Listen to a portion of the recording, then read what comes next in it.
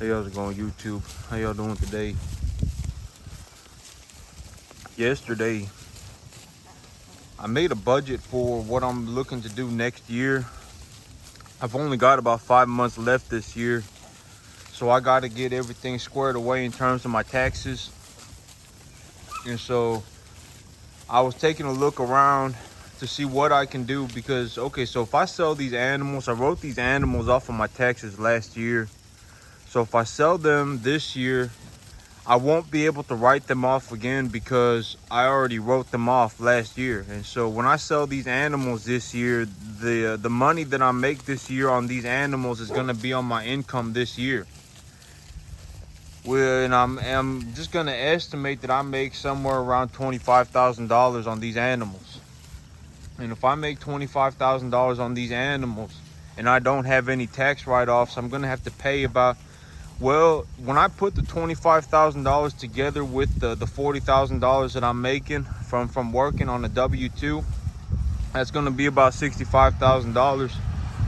And I'm going to have to pay about until I reduce my taxes to 40K, I'm going to have to pay about 25% in taxes. And realistically, I like to get my taxes as low as possible. You know, it just is what it is, okay? I need money for my business. I don't want to be paying a whole bunch of taxes. It just is what it is, okay? And this isn't just me. Anybody can do this. So I mean, it's not like I get some unfair advantage. These are things that anybody can do. But I don't suggest people do this. I'm just saying that it is a possibility, okay? This is not financial advice. But if I don't invest the $25,000 that I make on these animals, I'll need to pay about $8,000 in taxes, $7,500 in taxes. So it is absolutely in my best interest to invest capital. One of my big things is, okay, so, you know, cattle feed is something that I'm able to deduct on my taxes. And the cool thing about cattle feed is that I can buy it at the end of this year. So I could buy it maybe around October. I can put it in a grain cart. I can put it in a storage bin, and then I can just hold on to it until next year and feed it throughout the next year. And I can still write it off on my taxes for this year. So cattle feed is another way to get a tax write-off. Is that I can buy my cattle feed in advance, and then I can write it off on my taxes this year and feed it next year. So I was taking a look around, and I was taking a look around at the well, okay, so I had just been watching some videos, and one of these people, I don't remember exactly what video I was watching, but one of these videos was saying, I was watching a video on a feed yard, and this feed yard was saying, you know, our grain broker finds us the grain or something like that. They were saying something about a grain broker. This big feed yard was talking about a grain broker. And so I went on Google and I just looked up grain broker. And I looked up grain brokers near me. And I found a grain broker who's about 2 hours away from me in the boonies, and he sells commodities. And so, okay, so what a commodity is a commodity is like it's publicly traded. And so how much it is sold for and how much it was bought for, stuff like that, is all public information. And so commodities are stuff like gold, silver, cattle, hogs, fertilizer, corn, wheat. All that stuff is a publicly traded commodity. So what they call a publicly traded commodity. And so when I go and I pick up my fertilizer, right? If I go on the internet right now and I look up the price of urea. Urea is a fertilizer commodity. If I look up the price of urea per ton, it'll say, you know, the stock market, there's a price sitting there from the stock market. So the stock market says it is this price. It is $265 a ton. So if it says $265 a ton, and I go to the commodity yard, so I go to the business that sells commodity fertilizer, they will have that fertilizer at about that price.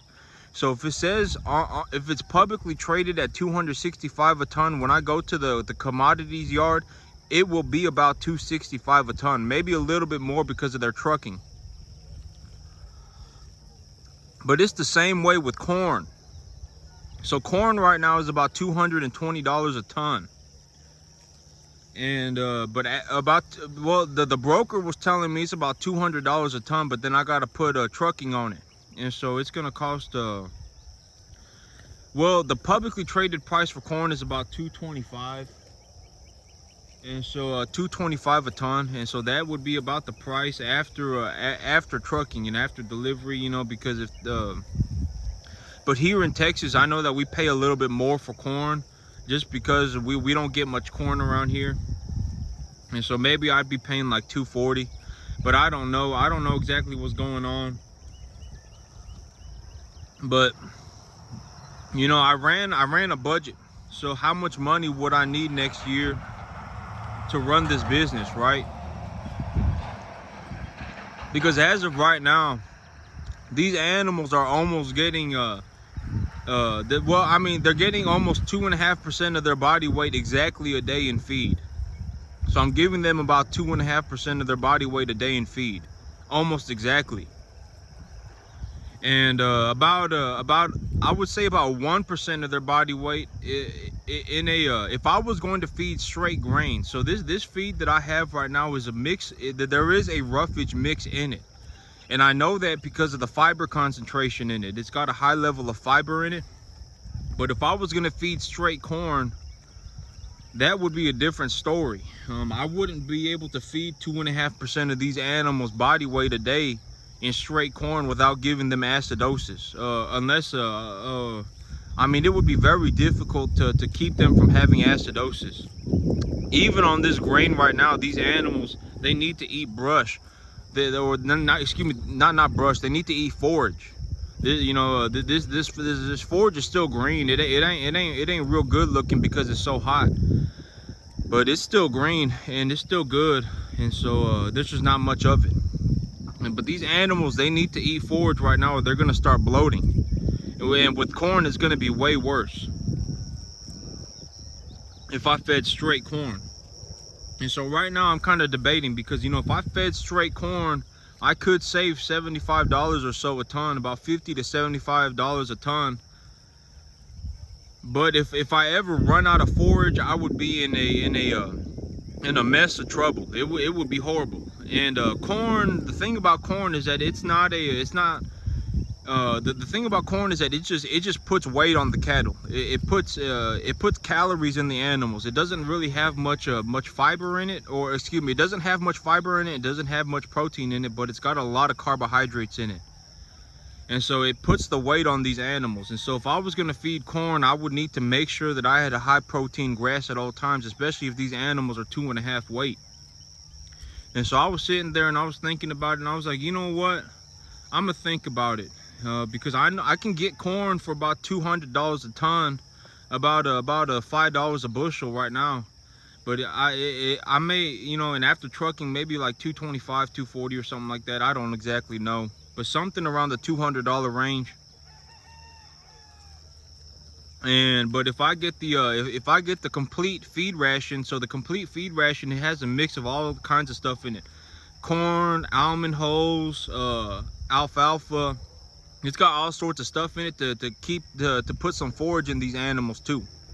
And so, but I'd have to pay about an extra $85 a ton. And the extra $85 a ton, so I ran the budget, right? So if I wanted to run 100 cattle a year and I grew my own grass, and the grass was the majority of my feed, it would cost me about $350 a month to run about 100 cattle a year. So it cost me, I'd maybe look at about spending about $4,000. Like if I was gonna run this business, it cost me about $4,000 a year. And you know, it just is what it is. I know, you know, it takes money to make money, right? So I mean, it just is what it is. If I was gonna run this business it's gonna cost $4,000 a year, and I could raise about 100 animals. And so, you know, like, but if instead of feeding, if I fed corn instead of feeding the complete feed ration mix, you know, maybe I'd save about $1,000 a year. You know, maybe it cost me $5,000, and then if I fed corn, it cost me $4,000. So the $1,000 a year is not what I'm worried about. I know a lot of people always they always worried about money. Oh my God, I don't have the money to do this. I don't have the $150 to fertilize my 10 acres. And I know people, a lot of people think like that. But me, I don't even think like that. I don't even think about the money. Okay, the $5,000 a year is not what I'm worried about. I have a lot to be worried about, and the $5,000 a year is on the bottom of my list. You know, I got a lot of animals to take care of. I'm more worried about, are my animals healthy? Is my grass growing good? Than about $5,000. You know, because at the end of the day, I understand that, you know, if I want to run this business, I'm gonna need $5,000, and I need to make sure that I have that money budgeted, so that I have that capital available to run this business, or I won't be running this business for very long. I understand that. I think about money to that degree. I do think about money, but I don't go, oh my God, I don't have the money. You know, this is, you know, the whole cattle thing, right? This whole farming thing, right? This has been my dream since I was a young man. I wanted to be a farmer. When I was about 18 years old, you know, I was about 18 years old, I wanted to, all I ever wanted to do was be a farmer. And I'm not going to give up on that for $5,000. I know a lot of people who you know, like, okay, I mean, it just is what it is, right? I know people who, you know, like if I went to the bank right now and I took a USDA loan and I bought 10 acres of raw land, it cost me maybe after everything's considered, maybe about $500 a month. And if I wanted to put fertilizer on that land and grow hay, it cost me about $150 a month. And there are a lot of people out there who say, oh my God, I don't have the $650 a month, I can't go and run a farm. And I don't think like that. I don't think like that at all. You know, I just don't do that. Because, you know, the moment I see people who say that the money's the problem, and then that becomes their cop out for everything, anything that they want to do. Oh man, I need $150 to go put fertilizer on this farm. Don't have the money. Oh, I need $5,000 a year. I need about $400 a month to run 40 cattle. Don't have the money. I mean, they start saying that for everything, and I don't ever say. I made an agreement with myself to never say that. Don't ever say I don't have the money. You know, maybe I don't have the work ethic, or I don't have the know-how, you know, but if I don't have the work ethic and I don't have the know-how, I can work on that, right? You know, I can push myself to work harder. I can sit there and I can read a book on how to raise cattle or on how to grow grass, and I can do that. You know, the money's the easy part. The money is the easy part. When I talk about growing, you know, growing 10 acres of grass and running 100 cattle a year, the $5,000 a year that it costs me to run this business is not what I'm worried about. Trust me, I have a lot to be worried about, and the money is not one of it. It's not one of the things I worry about. The $5,000 a year, it just is what it is. I talk to a lot of farmers who go, oh man, I don't have the money to put fertilizer on my field. You know, I hear that a lot. And you know, but I hear, you know, I hear people say they don't have money for like they don't have money for this, they don't have money for that, they don't have money for this, they don't have money for that. And it's just like, you know, I get tired of hearing it.